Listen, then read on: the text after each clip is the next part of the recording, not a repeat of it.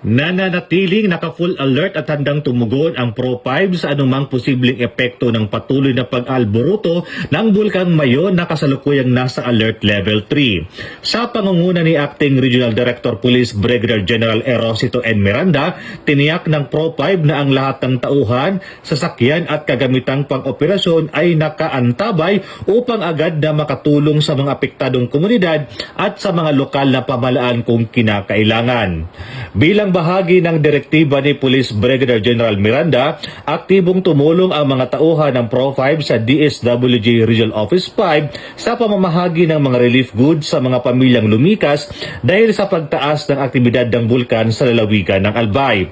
Kabilang sa mga pinamahaging tulong ang pagkain, inuming tubig at iba pang pangunahing pangangailangan upang matiyak ang agarang suporta sa mga bakwit.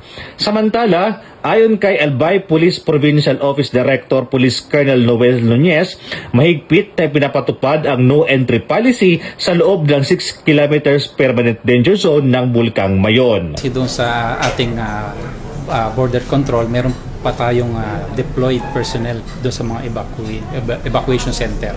So as of now, meron tayong 11 evacuation centers at minaman yan ng umaabot ng meron tayong umaabot tayo ng mga 187 personnel na andyan. So makikita natin dyan, meron din tayong mga female na police na nakadeploy doon na nagkikater naman ng services na pangangailangan ng mga kababaihan.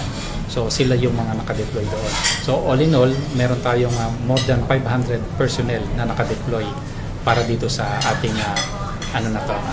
situation. So kung sa katanungan na kung magdadagdag tayo, yes, magdadagdag tayo kung ginakailangan. Tiniyak din ni Colonel Nunez na handa ang kapulisan sakaling itaas pa ang Alert Level 4 ang estado ng bulkan.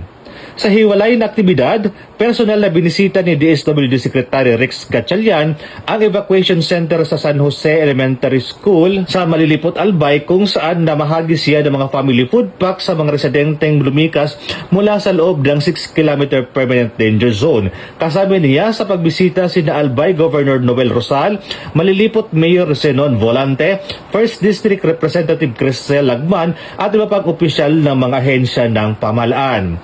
Sa kasalukuyan, nasa 399 families na binubuo ng 1,466 na individual ang pansamantalang nananatili sa naturang evacuation center.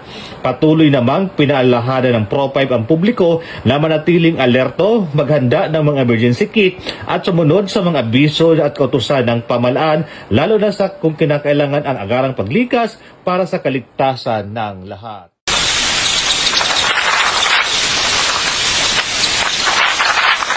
Mula dito sa Albay, ako po yung Police News Network Correspondent, Police Staff Sergeant Bert Polito Bendito Jr. Alagad ng batas, tagataguyod ang balitang pulis.